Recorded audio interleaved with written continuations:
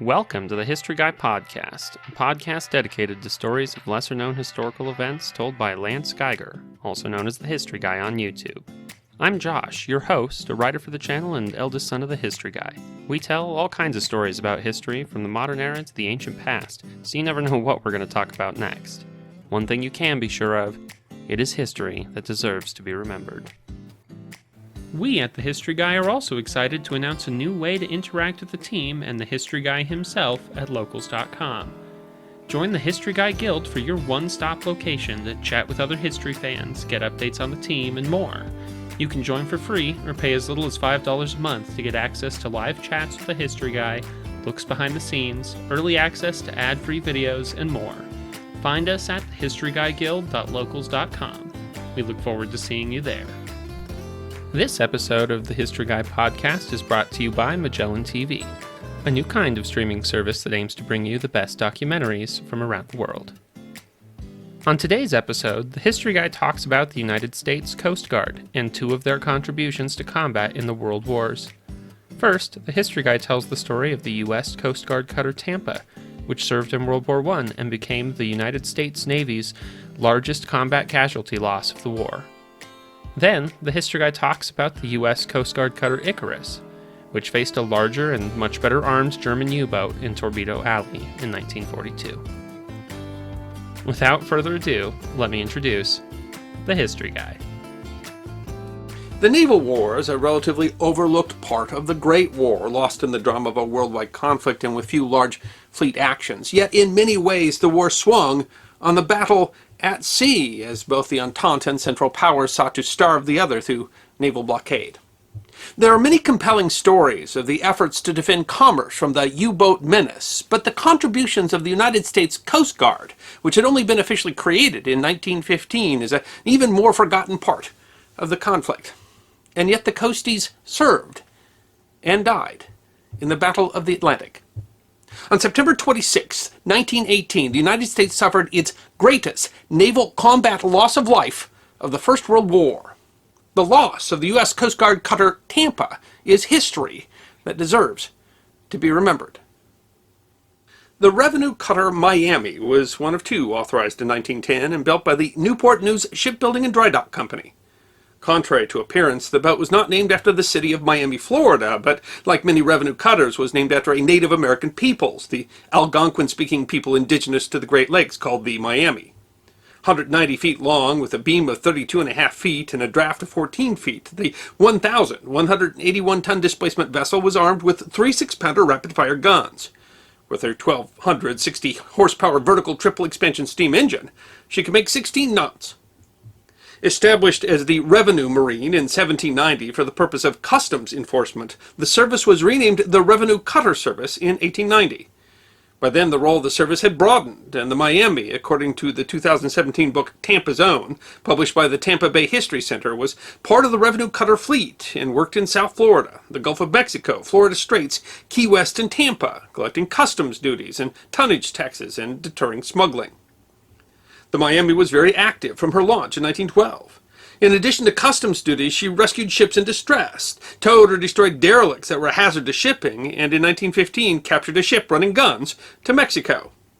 In 1913, Miami was assigned to what would become the International Ice Patrol, established in response to the 1912 sinking of RMS Titanic. Among her many duties, perhaps her most unique at the time was, of course, fighting pirates at what has been described as the Bay Area's biggest party, the Gasparilla Pirate Festival. Inspired by an apocryphal Spanish pirate named Jose Gaspar, supposedly the last of the buccaneers, the Tampa Bay Gasparilla Pirate Festival is a carnival-type celebration that was first held in 1904 and featuring an invasion by King Gasparilla. In 1913, the Miami was invited to participate in the festivities, where the Tampa Bay Tribune noted the pirate ship fired a shot across Miami's bow, after which the commander of the Miami consulted with his officers and also with representatives of the city who were on board. In the end, he caused the flag of his ship to be dipped to the Pirate King in admission of the fact that he was to rule over the city of Tampa and the waters adjacent thereto for at least one day. The participation of the Miami in the festival became an annual occurrence and helped to establish the ship's relationship with the people of Tampa. The website of Hillsborough County, Florida writes, "The ship and its crew had become fixtures at Gasparilla festivities, firing the cutter's cannons at a mock pirate ship during the latter vessel's annual invasion of the city. The booming exchange initiated the tradition of gun blasts that continues today. The Tampa's appearance also served as a Coast Guard recruiting tool, which largely is why 24 local men were crew members." Tampa's own notes, "Many of the crew members were from Tampa and had joined the service when the ship was in port. They not only took part in the flotilla invasion, but were able to enjoy the parade and the fair."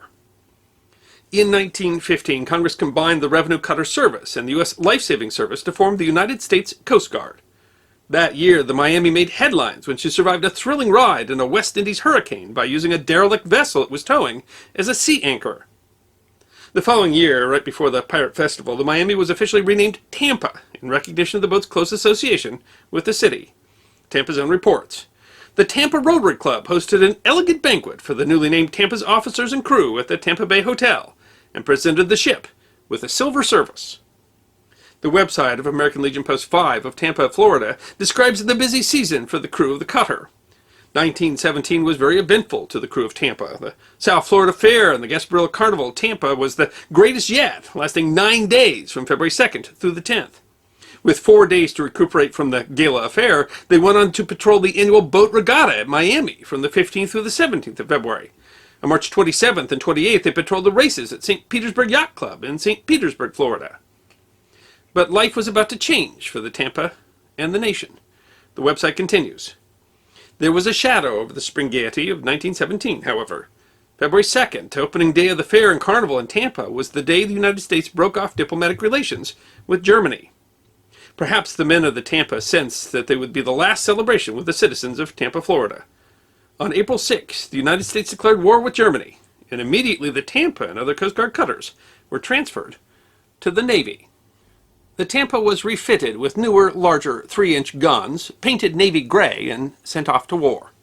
The historian of the United States Coast Guard notes that the Tampa, under the command of Captain Charles Satterley, was one of 6 Coast Guard vessels that was assigned to do convoy duty in European waters during World War I. Satterley had become a cadet with the Revenue Cutter Service in 1895, and by 1915 had achieved the rank of captain when he had taken command of the cutter. Satterley was from Connecticut, but he had spent significant time in Tampa with the Revenue Cutter Service and was a familiar sight as the captain of the Tampa. Tampa's own says of him, "As he served as captain on the Tampa and was in our port, he would take showers at the hotel, write cards and letters home. Remember, he even received the Silver Service from the Rotary Club in 1916 at the Tampa Bay Hotel. Captain Satterley was one of our boys, too." He was one of many. Tampa's own continues, 3 sets of brothers and 2 cousins from Tampa were part of the Tampa's crew. The Mansfield boys, Frederick, age 17, and Percy, age 20, joined right out of Hillsborough High School. Leonard and William Bozeman were first cousins. The crew also included brothers Algie and Arthur Bevins. Tampa's own notes that Algie worked for Furman Motor Cars, which had been a bicycle shop only 15 years before. The Furman family still owns the business today, a century later. Also on the crew were brothers Wambolt and Homer Sumner. A September 2018 edition of the Tampa Bay Times says of the brothers, "Wambolt Sumner, the ship's acting writer, hailed from Tampa. He loved to play baseball and always had a smile. He joined the Coast Guard out of guilt after his younger brother, Homer, enlisted." The crew also included 3 African Americans from the Tampa area, Eston Drew Legree, Herman Carmichael, and William Holland. Tampa's own notes that the 3 had grown up just a few blocks apart. Notable on the crew were its youngest members. Vincento Guerriero was just 16. According to the Tampa Bay Times, he had signed up under the assumed name Jimmy Ross because he was afraid that his father would object to his enlistment. But the Times continues, Guerriero wasn't the youngest crew member, though.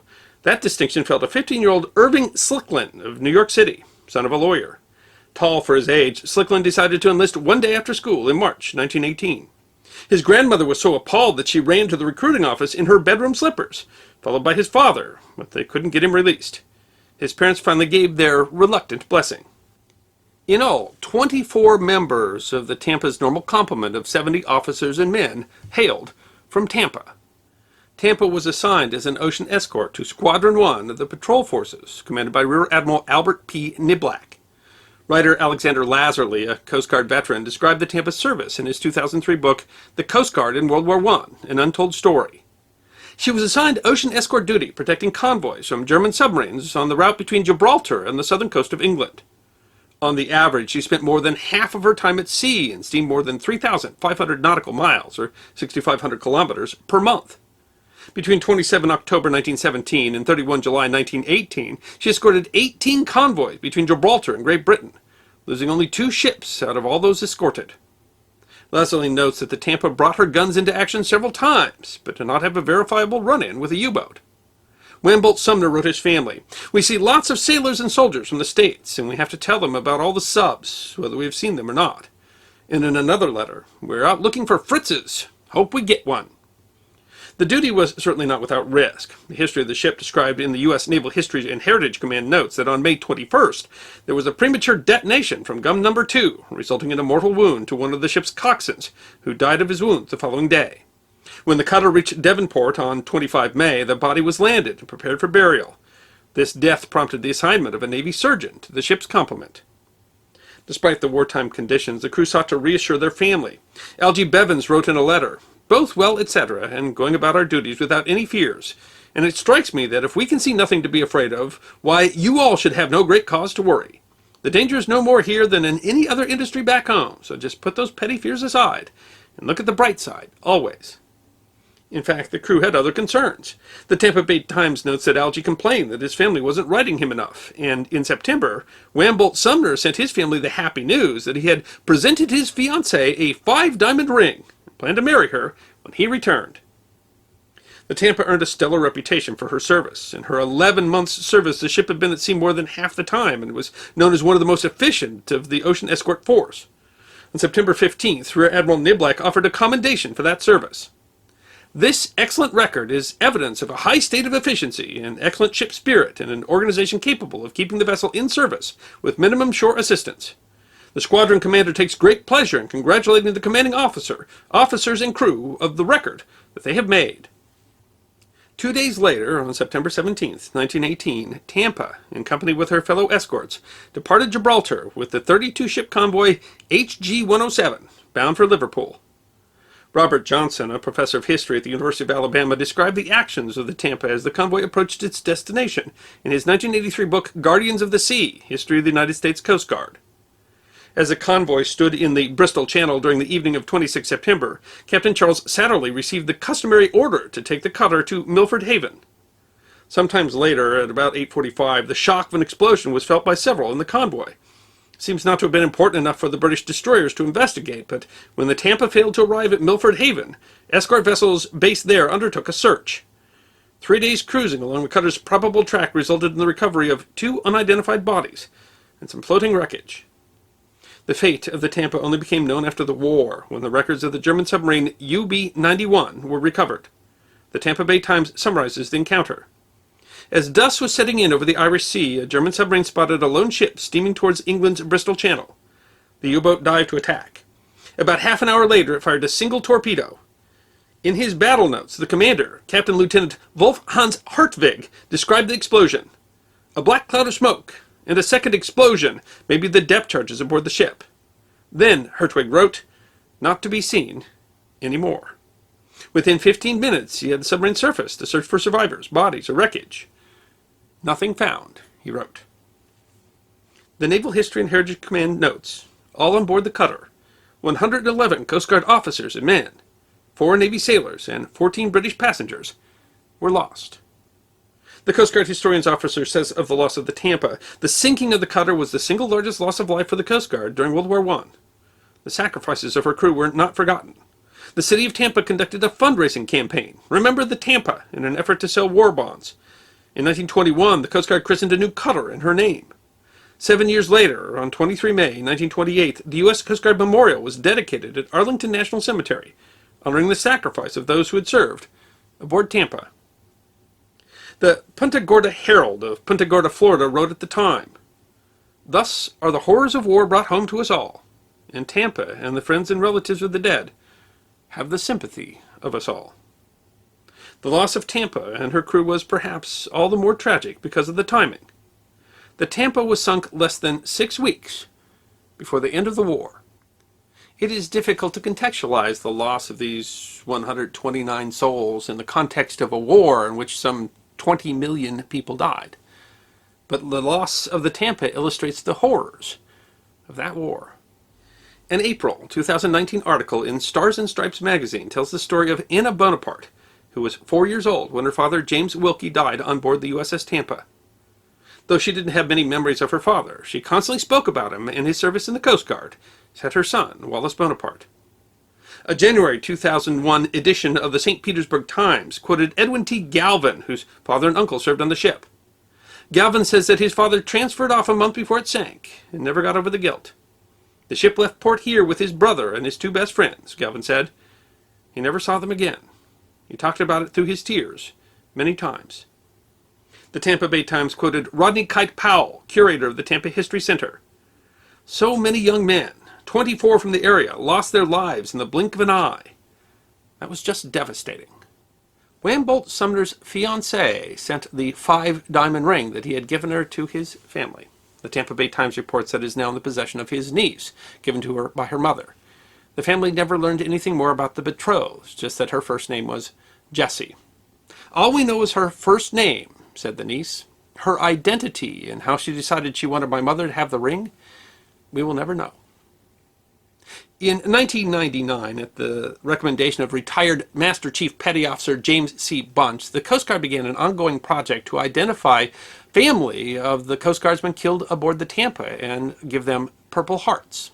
Stars and Stripes magazine explains that the Purple Heart wasn't authorized for the Coast Guard until 1942, and it wasn't until a decade later, in 1952, that it became possible to award it retroactively to 1917. And apparently, the Coast Guardsmen lost aboard the Tampa were overlooked at the time. In 1919, 5 Coast Guard patrol craft were named in the honor of the officers of the Tampa, and 2 U.S. destroyers have been named after Captain Charles Satterley. The name Tampa continues with the Coast Guard, most recently with the 270-foot medium-endurance class cutter in service since 1984. The Hillsborough County web page concludes, says the Coast Guard, few words carry as much weight in the annals of the history of the Coast Guard as the word Tampa. Now's the part of the episode where we get to chat with the history guy. A little bit about what we just heard, what we're going to hear, and some behind-the-scenes stuff you only get to hear about on the podcast. So, both of these stories are incredible examples of forgotten history. I think it's easy for us to forget just how broadly, ultimately, all parts of the world served and contributed to the war effort. Do you recall what brought, this particular story to your attention? I just like to do Coast Guard stories. I do, for numerous reasons. And I think that I was searching for, I'd like to talk about the naval war in the First World War because it's relatively forgotten. And I think that this came from just kind of looking at U.S. naval losses. Because, of course, the thing that was notable about the Tampa was that the largest naval loss of the U.S. naval loss of the First World War was actually a Coast Guard cutter that was serving in the Navy at the time, because, of course, the Coast Guard came under the Navy during the war. So I think that's just where I kind of stumbled on it. I was kind of poking around both World War I and the Coast Guard, and this is really a compelling story of World War I and the Coast Guard. Yeah, we've talked about a number of these the sea battles, the naval part of World War I. It does get forgotten. I think, as you mentioned in the episode, there were no major fleet actions. Well, there was a little bit at the beginning of the war, but other than that, there was submarines. Yeah, there was some, but for the most part, after that, people I think kind of envisioned the naval part of World War I to be two navies just kind of hanging out. Yeah, I think in World War II we talk about the Battle of the Atlantic, but I don't think that, at least in America, we pay nearly as much attention to the Battle of the Atlantic in the First World War, which was really very similar and just as terrifying. Yeah. And the U.S. component, because we got there after Jutland, the U.S. component is so very different, and yet still, those stories are in some ways are even more compelling because the technology was even newer and more rudimentary. And so that that idea where you have a destroyer chasing a submarine or a submarine chasing a destroyer or something like that is those are really gripping. Usually there's not a lot of aid nearby. Usually one can destroy the other, so everybody's life is in danger, and those tend to be really dangerous, compelling stories. And so I love to tell those stories, and especially where you can find, say, battle reports and et cetera. Those really tell the human drama of war. That is small unit action at its most gritty. We were talking about the Q ships just Friday about on the channel, and so that talked about some of the submarines and stuff too. And it's incredible how new that technology was and how quickly it changed. Because I think we always imagine submarines were attacking merchant vessels from the beginning, and I guess that was something they had to learn, is that that was the best place for submarines strategically. Yeah, it was interesting for both sides in the Great War. Because the idea, you thought, is that you would be protecting your supply lines from surface ships with surface ships. And it turned out that, the stalemate that was driven essentially meant, the German fleet was bottled up and the British fleet couldn't move because they were bottling up the German fleet, and then that's what kind of shifted the whole way everything worked, and that led to submarine warfare, and then the interesting arguments of the meaning of submarine warfare because it changed naval warfare, and does a belligerent have a right to even defend their merchant ships? Because if they do, then that challenges the submarines, which means that the submarines have to fire from ambush. And that changed the whole nature of the war, and it's an interesting discussion. I mean, and we also had an episode on Charles Fryatt, who was a merchant seaman who, because he used his ship to defend himself, to essentially drive a U-boat underwater, he was tried as essentially an ununiformed combatant and was shot because of that. So and some of those questions have not been resolved. And so it does make it's a very it makes it, and it's a different. It's a very different kind of. Prior to that, you wouldn't have a whole ship full of men like happened to the Tampa, a whole ship full of men sinking without seeing their opponent. There's disappear. Yeah, there's a lot less noble chivalry about what happened there, and that's there were a lot of people dying on the front from a shell that they didn't know who fired that shell and it just landed on them. That was just part of the machinations of war. It was an industrial war, and that meant that there was just so many different ways to die. That's just how it went. All kinds of new weapons. The one of the things that I think, well, it was fairly unique to World War One, and that it was different from World War Two, was that there was no kind of sonar.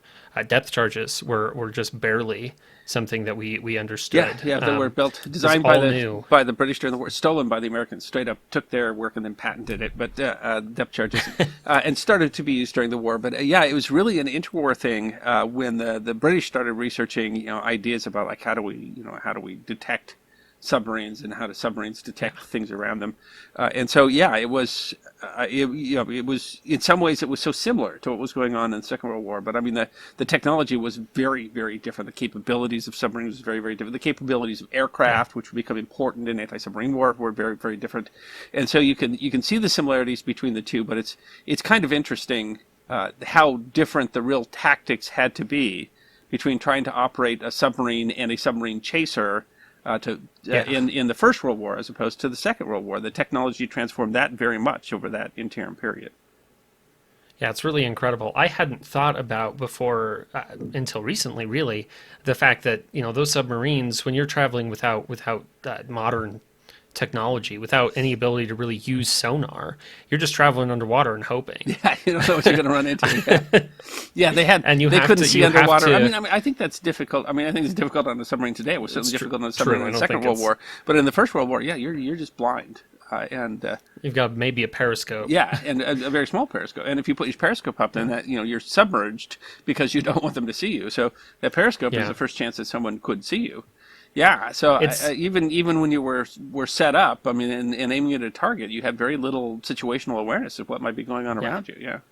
Well, and I understand why that kind of makes them, they're not able to move quickly and readjust their position quickly in combat. It had to be a surprise attack. Yeah. It's just an interesting and completely different way of thinking about how that kind of combat was fought. But World War One was all wars are testing new technologies, but it's interesting because World War One is really, one of these first major modern industrial wars, and so everything so much was different in World War One, and the scale of things was different than it was going to be in earlier wars. It was, yeah. I had a discussion once about it being the first railway war, and some people argued that the Civil War was the first railway war, and there were the wars but the extent to which rail was used. In World War One, where they had whole crews that would go and build railway into the trenches I mean, they were building railway and telegraph as they went. And so it's amazing all the new technologies that went into that war and what they meant. And how they were used, and then how deadly they were. Shrapnel munitions changed so that we went back to wearing helmets like they wore during the Middle Ages, and that was this war. It was just remarkable how that changes, right? And that we had this idea that modern weapons meant that armor didn't make sense, and now we've got and then of course the tank is something of just like a moving kind of castle. Yeah. Well, we're going back to armoring our troops, which it completely abandoned during the Second World War. And though there was some actually trench armor and stuff the Germans used in the First World War, but in the Great War. But in the Second World War, we didn't armor our troops. Now we're giving our troops more armor, and that impacts how we do medicine, all sorts of things, because your injuries are more likely to come away from the central body, which is protected by the armory. And I mean, the technology of war changes the nature of fighting and the nature of dying. But I mean, what happened to the Tampa? That could have happened in the Second World War. I mean, there were submarine hunters who never saw the submarine, never heard the shot that hit them, and the only idea that we have that what happened to them is that later, after we won the war, we got the report from the enemy who sank them, and that's what happened to the Tampa. And that easily could have happened. They did happen. There were sub chasers that just disappeared during the Second World War, and they never saw the shot that was coming. It's amazing just how big the ocean is, which seems obvious, but you think we'd be able to find some. We knew the basic area of where that ship was, and we still weren't able to find anything. It's just gone. Yeah. Or they found. I guess they sank found very, very quickly. There was no one with them when they sank, so they just knew, where they were going and where they didn't wind up. But there were bigger ships than that disappeared over the course of the war in both wars. Yeah. That just took off. They were gone, yeah. Ultimately small in the face of the size of the oceans.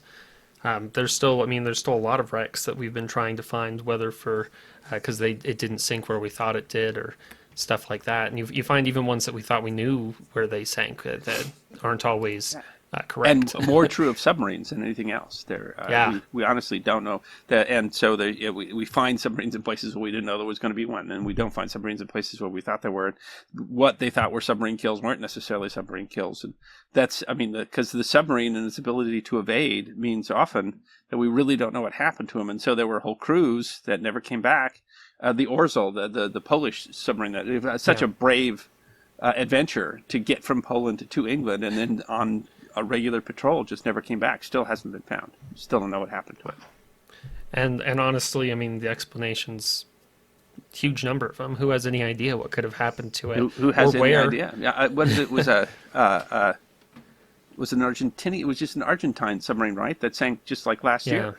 And it took them months to figure out even where that sank, and that was just and that's in the modern age where we have a way better ability to track. It was all mechanical errors that caused it to sink, and that was going to be likely to happen. The reason we developed the submarine tenders, we had that episode on USS Pigeon, which was a submarine tender. The reason we developed those is because we lost submarines, and so now we had to have ships following them around in case the submarine went down. Going all the way back to the story of the Hunley, which is the first time that we know of that a submarine was used to sink a warship, and the Hunley disappeared, and we didn't know what happened to it for 150 years. It's just an amazingly, I have to say, we're brave to get into those things, especially, even today. But if you're in World War I and you're getting in a submarine, and if you're in the Civil War and you're getting in a submarine, you just didn't know if you were coming home.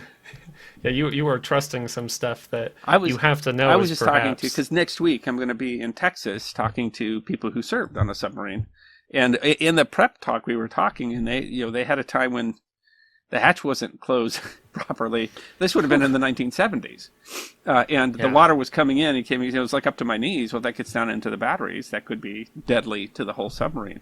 And that was clear up into the 1970s, and we still have instances where very expensive nuclear submarines have run into undersea mountains, and I don't know that we've had one where they just disappeared, but we had them where they took a lot of damage, and you're under the water, and that's there's things that can go wrong.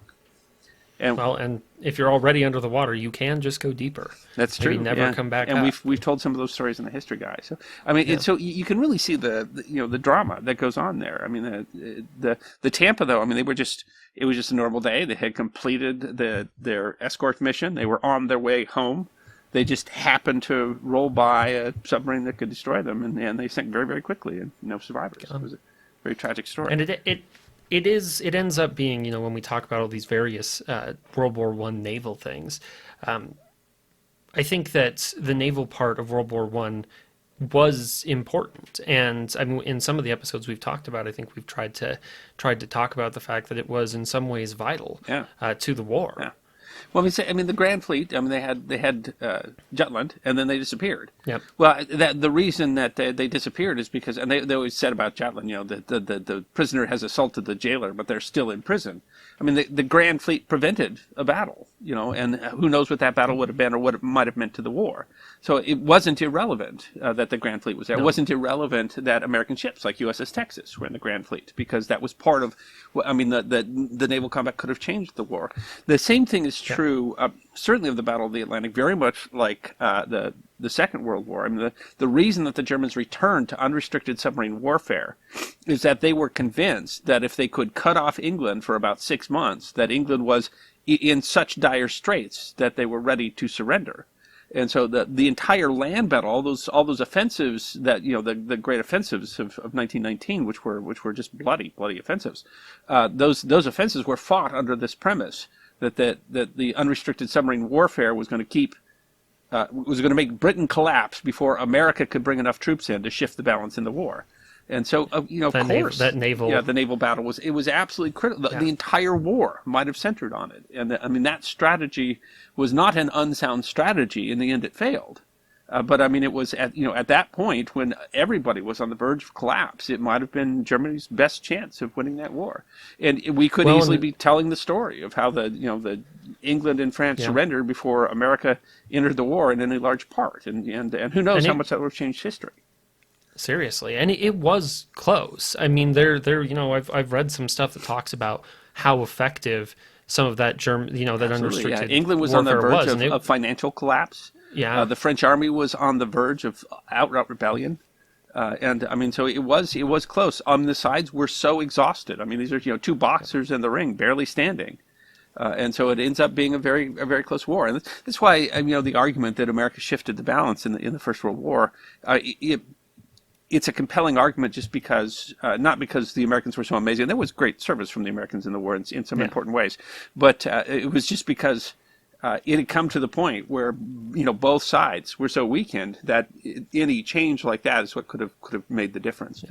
And I mean, probably is a compelling argument that the fear of American coming led the Germans to these offensives that exhausted the German army. But I mean, there's also an argument that it was the influenza that changed the situation. There's all sorts of different arguments about what was going on there. John Monash changed strategy. So I mean, there's a lot of things that are going on towards the end of the war. But I mean, all that comes to the idea that that yes, it was a war that Germany could have won, or the Central Powers could have won, and they had reached stalemate across, and especially with the collapse of Russia, I mean it really did. There was a very real possibility, and so it was. I mean, it's interesting to say, because was it a strategic blunder to return to unrestricted submarine warfare, even though they knew that was likely to draw America into the war, or was that their last best hope? And I mean, I've read all kinds of opinions on that, and whether, how quickly it took the United States a while to actually get effective forces, especially on the ground. But shockingly France. quickly. I mean, we were getting troops. Maybe much more quickly than Germany anticipated. Yeah, possibly imagined. And much more safely. I mean, we were able to, through convoy systems and stuff, get them there without. I mean, they thought that we were going to take huge losses crossing, and the losses were actually relatively small. But I mean, they got there. They were hardly trained. I mean, they were. Yeah.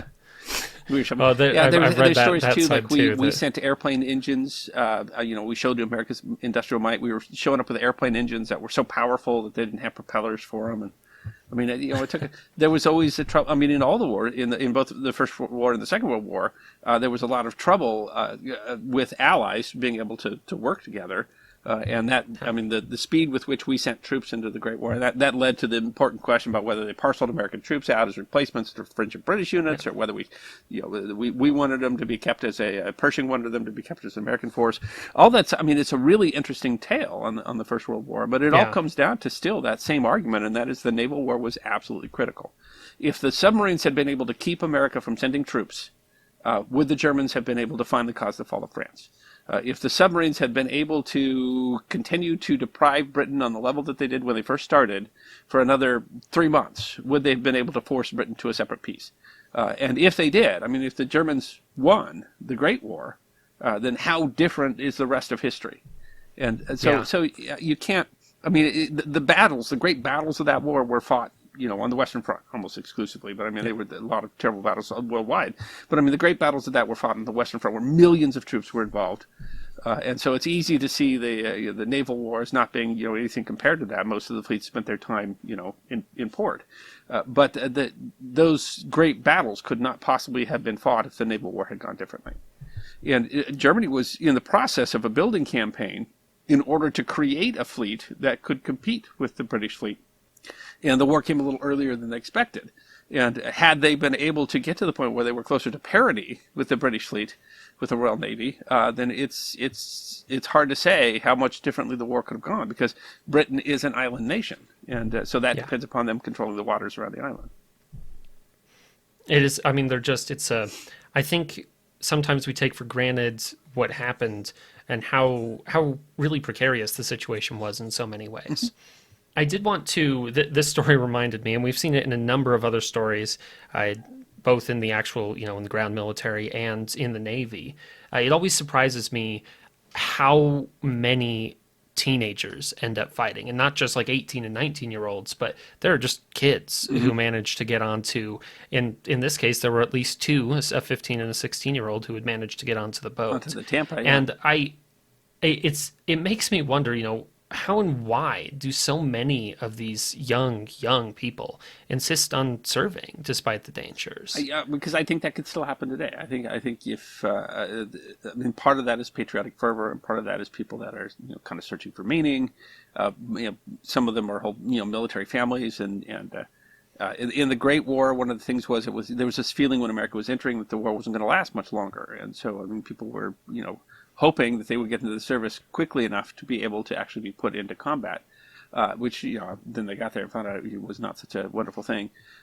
And their enlistment in the Coast Guard, I mean, those two both were driven by the war. But I mean, you might have enlisted in the Coast Guard previous to that, not thinking that they were going to be. I mean, they were essentially a police organization. They were less likely to fight warships or anything like that. And it's interesting because I think the United States was relatively more careful than other belligerents in terms of keeping young people out, and yet they still managed to enlist younger than the absolute requirement of age 17, which was the requirement that was written into law. And you couldn't be drafted; you had to be 21 to be drafted. And so these are when you had a 15-year-old on the Tampa, that was someone that had to have gone through some significant effort to get in outside of law, and probably against their parents' wishes. And had no risk of being drafted into the military otherwise. And so, I mean, they were choosing to be there. I don't know. I mean, when I was 14, let's say I wasn't thinking about serving in the First World War. But, there wasn't a war going on. That's true. And I don't know what it would have looked like if there was. And especially, I mean, a war in the way that the World War I was. Teddy Roosevelt, he was getting pretty old by 1915, but he was very happy to go to war in World War I, and he would have. Yeah, he wanted to. If he had been allowed to. We had some very old officers actually show up in the First World War, but they raised enlistment later in the war so that you could be 51 years old and enlist for the first time as a doughboy and go fight in the war. I tell you, that seems a little rough. I am not 50, but imagining being at that point, being like, all right, let's go. Originally enlist, and there were some. I mean, there's some stories. You get lots of stories about younger kids too in the Second World War, but there's some stories about some older, people too older than they probably should have been that were still able to enlist for various reasons and went and fought with Theodore Roosevelt's son, Theodore Roosevelt Jr. Yep. He was not in good health, and he still went and fought in the Second World War, having fought in the First World War. And the day he was promoted to Major General, they went to his tent, his trailer, to tell him that he'd been promoted to Major General, and found out that he had died in the night of a heart attack. But he could be that he was Theodore Roosevelt's son. He could be there, and so I think there are always people that are, probably we think shouldn't be as ideal soldiers, shouldn't be there, and they want to be there, and sometimes they accomplish incredible things. But I mean, sometimes horrible things happen to 15-year-olds who should have lived a much longer life than to just be on the Tampa when she was sunk. And I mean, in Europe, it was a different question. I think that everybody there in a lot of those places understood that they were fighting for their existence to some the extent. Nation had been overrun. So, I mean, if you were in Belgium or Italy or Serbia or Bulgaria or something like that, Turkey, I mean, there was a point where they're just enlisting anybody who can pick up a gun. And you're maybe not being all that particular if they're 16 instead of 18 or something like that. I mean, is anybody keeping track of how old the resistance is in Ukraine today? I don't know. I mean, I would suspect that if there were people below what you would consider regular age for fighting who were willing to take up arms, that they would be fighting there. Yep. And there's lots of other conflicts going on in the world today where there's a lot of other issues with child soldiers. It still very much goes on. I think it would be harder to come in, say, to the U.S. military and just lie about your age or fudge your birth certificate or, look a little older than you are and still manage to enlist. I don't know. I'm trying, but I think it would be, I think we drive documents a little bit more so that it would be somewhat more difficult. Yeah, in World War II, if you just look old enough and you've kind of fudged some dates, you might be able to get through. Yeah, I think some of them did. I think there's actually stories where you would hire someone who was homeless or drunk or something like that. They come in and claim to be your father and give you permission. And there's lots of different ways that people got in. I think that would be harder today. And I hope that we're more careful about that. But I mean, the world still fights with child soldiers. And so it's as shocking as it is. I mean, a generation before the Tampa, before automation, it was fairly typical to have young boys on naval vessels. And they called them powder monkeys. And they would be carrying ammunition up from the hold. And so they could move very quickly through the hatches. And so they would typically enlist, 9, 10, 11-year-old kids and have them serve on warships. And then, of course, they were as vulnerable to combat as anybody else, and many of them died. Potentially, it's not. We don't know. Potentially, the youngest person to serve in the U.S. military during the American Revolution, it was a 10-year-old powder monkey that died in the U.S. Navy. That's kind of unproven, but I mean, there's an argument that there's a grave that represents a 10-year-old boy. We actually in our family tree we have a. He's my 6th great-grandfather, so he'd be your 5th great-grandfather, was 14 when he enlisted. His name was Isham Browder Jr., and he was 14 when he entered the war, and he served until 1779, was wounded at the Battle of Monmouth. He was I don't know that they paid attention to any rules at all, and so you could get younger people in the military.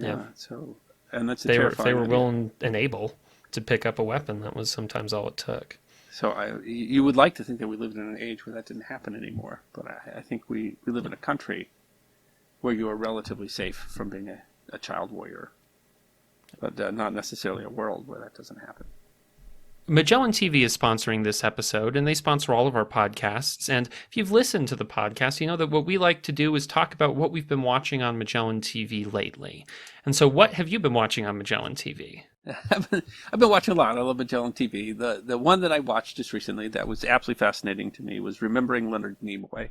I think viewers know that I'm, in addition to being a history fan, that I like science fiction.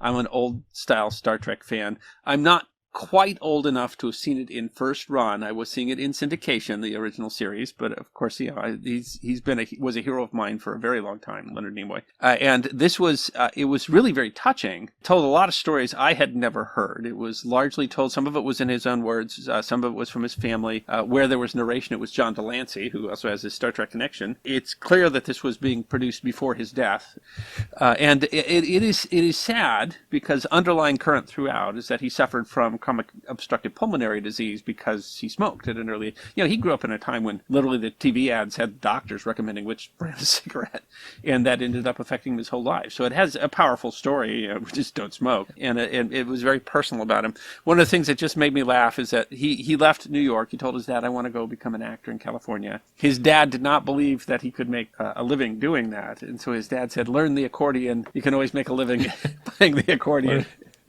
I wonder when that advice went sour. I mean, I wonder when it went stale.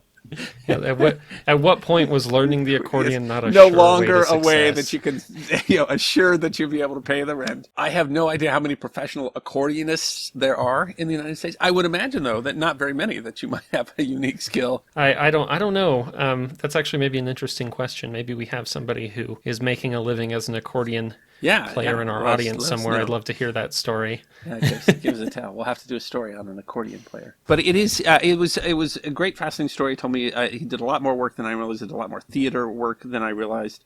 And it was, told from people who, were family members who really knew him.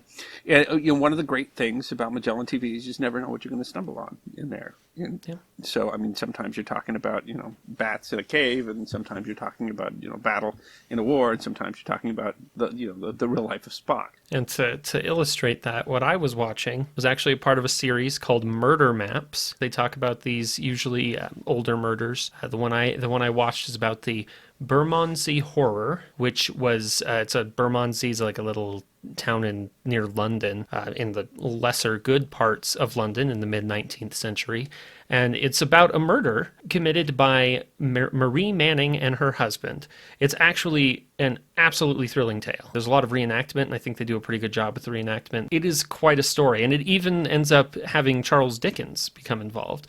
And actually, this murder case plays a big role in kind of how the modern world began to view public executions. So it's a really, really interesting. I don't want to give anything away because it is a little bit of a mystery stuff, which I think is what part of what makes it so cool to watch. But it's called the Bermondsey Horror, and it's part of Murder Maps. There are like 9 other episodes, and I know that they have one that talks about Jack the Ripper and some other folks like that. And their big thing is that they put in some maps to show you like kind of the relationships of all these different things, which is also kind of cool. Yeah, it's, true crime, another great whole genre of that, and tons of true crime on Magellan TV. So that you never, you can go in and there's all sorts of stuff too. We watched one on a racehorse I'd never heard of. We watched, of course, lots of history, but you can also see a lot of science and nature, and it's just fantastic. If you are not subscribing to Magellan TV, you are absolutely missing out. And of course, if you are a listener or watcher of The History Guy, you can always go to try.magellantv.com/historyguy, where we will always have a deal for you. Sometimes a free month, or a deal on an annual membership, or even a documentary that you can watch for free. Again, that's try.magellantv.com/historyguy. Next up, The History Guy tells the story of the USCGC Icarus, which fought a much better armed submarine in the infamous Torpedo Alley off the coast of the United States in 1942. And stay tuned after the episode to hear us chat a little more with the History Guy. When the United States entered the Second World War, the country was woefully unprepared for the U-boat menace. The government had neither ships nor strategy and was desperately trying to develop both, even as they were trying to hide from the public the extent of the damage that the German U-boats were doing to shipping in U.S. waters. The U-boats had such a run that the period from January of 1942 to about August of that year was referred to by U-boat commanders as the happy time. And it is in that context that a small, outdated, recently refitted U.S. Coast Guard vessel with a recently promoted commander found itself in a life-or-death duel with a German U-boat twice its size. And it is a fight that deserves to be remembered. On December 8th, the day after the Japanese attack on Pearl Harbor, the United States officially declared war on the Empire of Japan.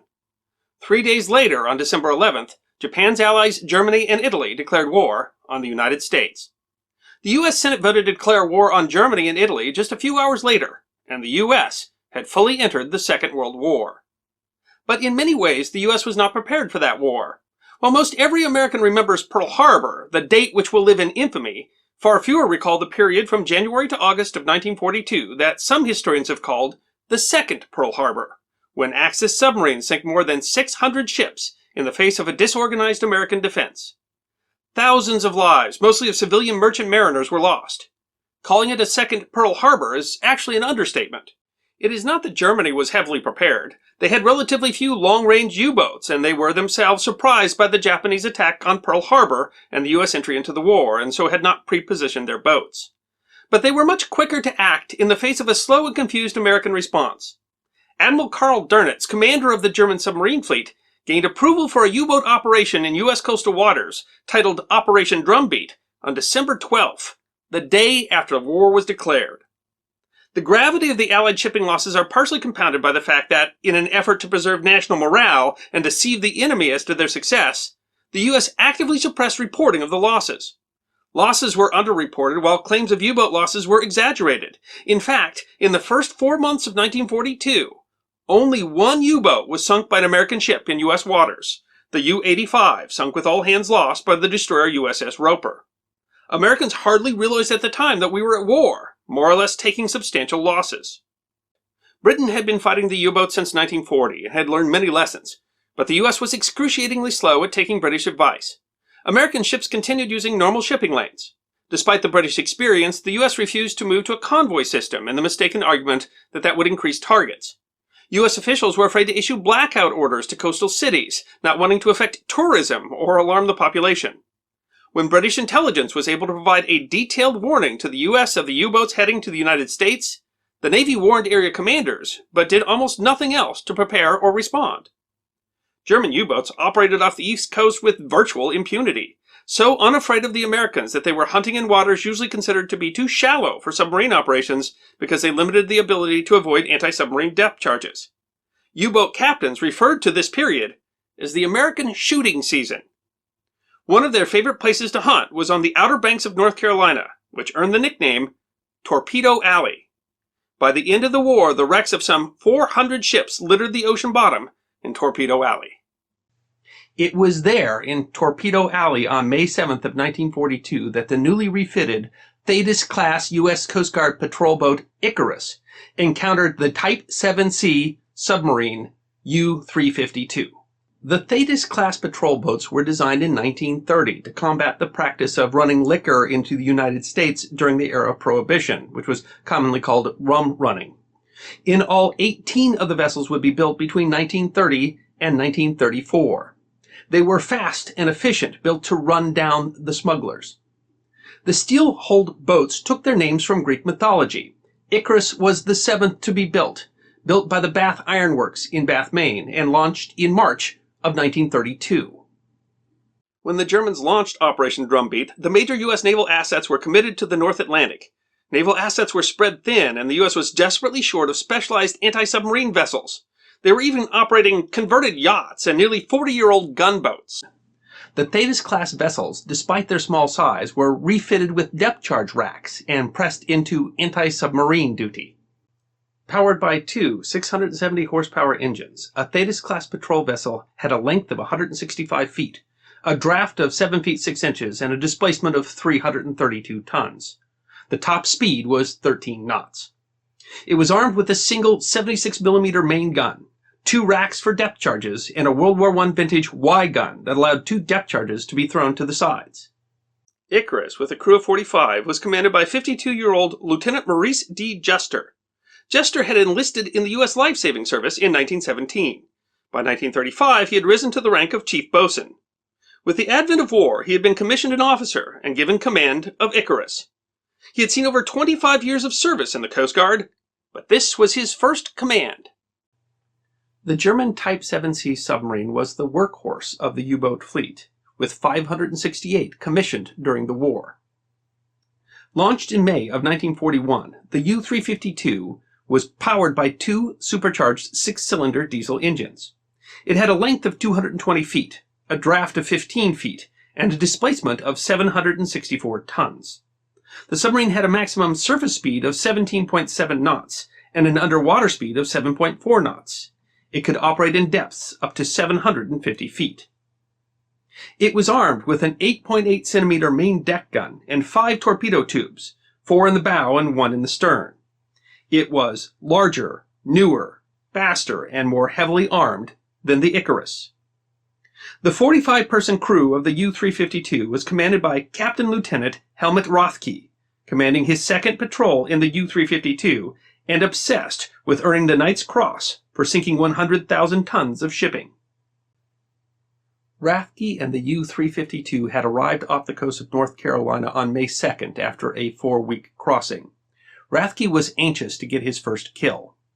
When his radio man told him that he heard propeller noises, Rathke decided to attack, a dangerous move in broad daylight. Rathke looked through the periscope and saw a mast, and so he fired 2 torpedoes at the as-yet unidentified vessel. On the Icarus, the soundman had heard an unidentified noise on its outdated sonar equipment. Jester had just come to the bridge when the little boat was rocked by an explosion. Rathke's torpedoes had missed, but one had exploded nearby on the ocean bottom. Unfazed, Jester called his crew to battle stations and charged the location of the sonar sound. When Rathke heard the explosion, he assumed that he'd gotten his first kill. But when he looked into his periscope, he was shocked to see an armed cutter charging his direction. The hunter had become the hunted. Still, Rathke outgunned the Icarus if he could only evade them long enough to be able to surface and get his crew to the deck guns.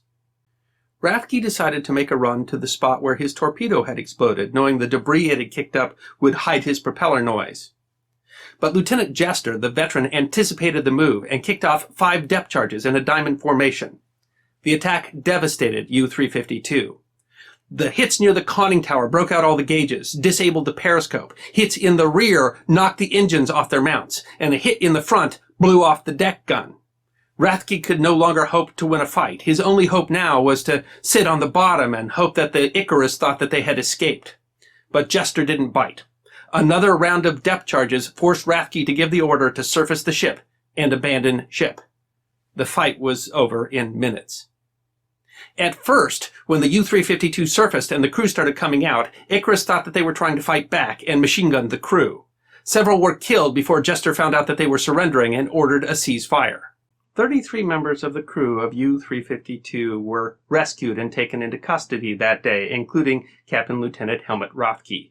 They were the first German prisoners of war captured by Americans in the Second World War. That's right, the first German POWs were not captured by the Army in North Africa, but by the Coast Guard in North Carolina.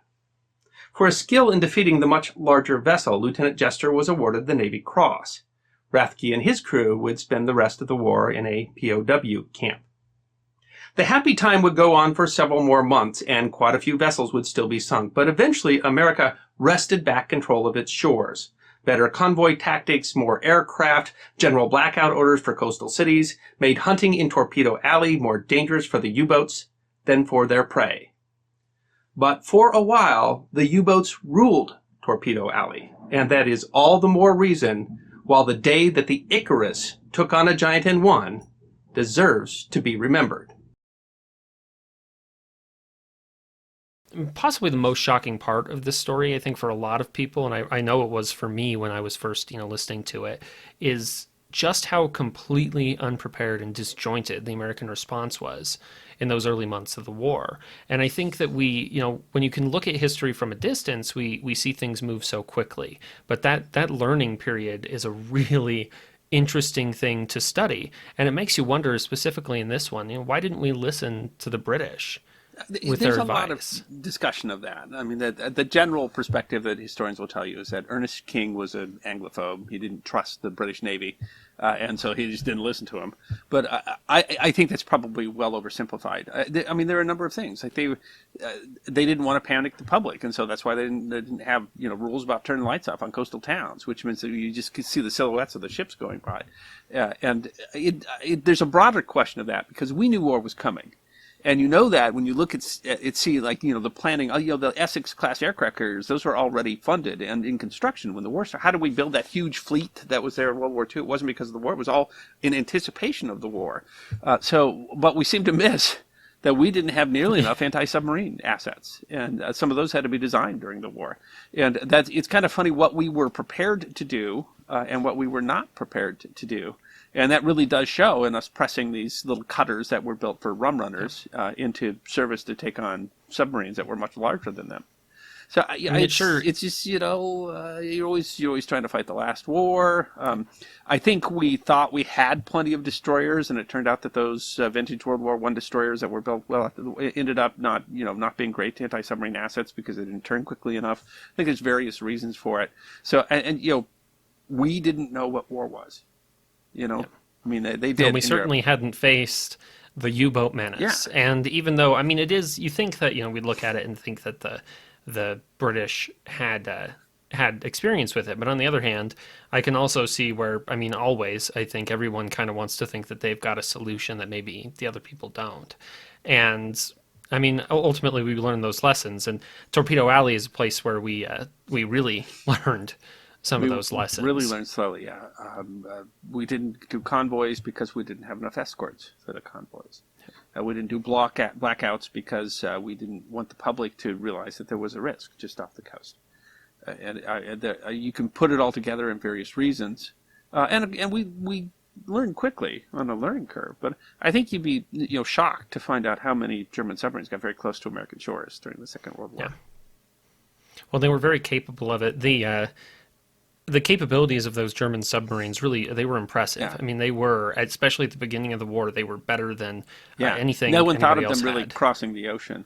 But, I mean, they built the larger Type 9 submarine, and the Type 7s were really not intended for transatlantic crossings, and they actually used those Type 7s farther afield than they originally had planned that they would use them. It was a Type 7 submarine actually in the story with the Icarus.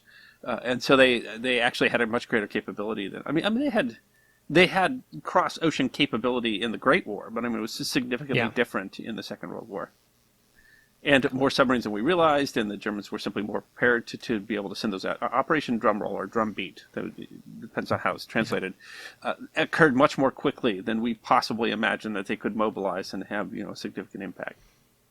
Which is, I mean, that's an interesting question in itself, and how they were able to do that and respond so quickly and so effectively. And I don't know, that's kind of one of those things that I don't think I have enough knowledge of to really talk about. There's a lot of story. We had a lot of destroyers, but a lot of those destroyers were not in serviceable condition, ready for service. A lot of those were old or outdated. And in the end, and a lot of those were initially sent to protect convoys, transatlantic convoys. So we were fighting the Battle of the Atlantic, and so we were not prioritizing defending American shores.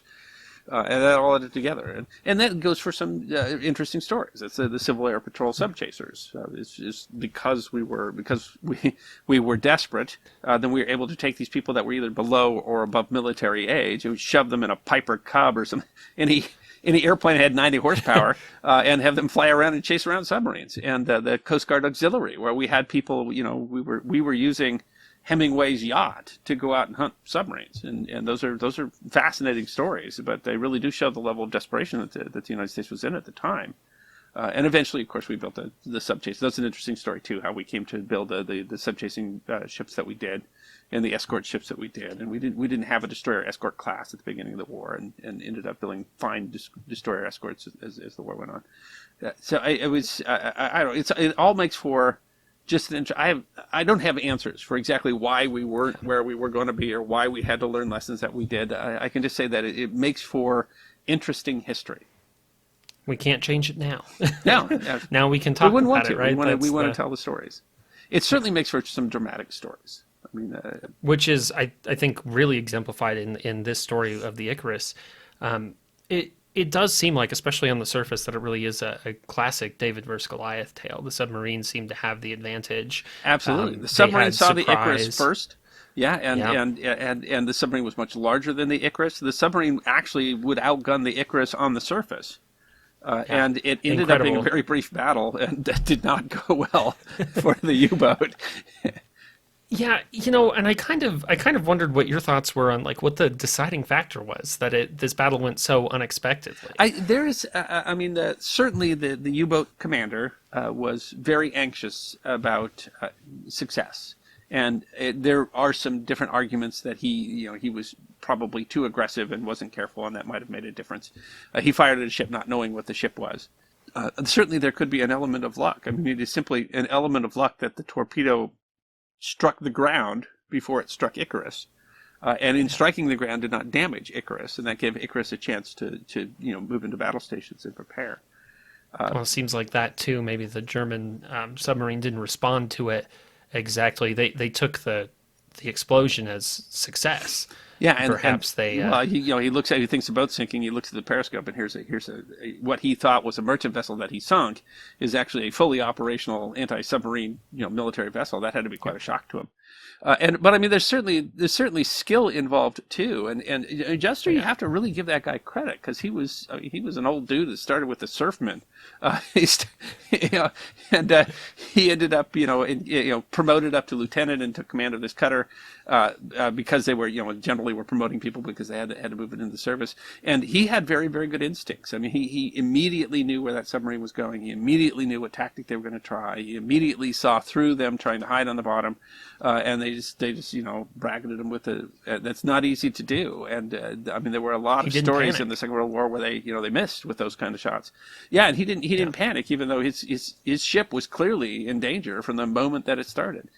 And so there was skill involved and there was luck involved, and those two came together, and it turned out that Goliath missed. I guess Goliath took the first shot in this one. David Goliath was the opposite. I guess Goliath shot the sling, but I mean, the Goliath missed, and then it was Jester's turn, and he made the best of that. If he had missed on his second shot, then there was a very good chance the submarine would either escape or be able to outgun them on the surface. But he didn't. He made his first shot count, and that's how it turned out. So I mean, it's a very exciting battle, but I mean, as a battle, it took probably 5 minutes, not more than 15. So I mean, for such a brief battle, I mean, it makes for an exciting battle. And I mean, the thing about the battle being that brief is that either of those ships easily could have destroyed the other. Yeah.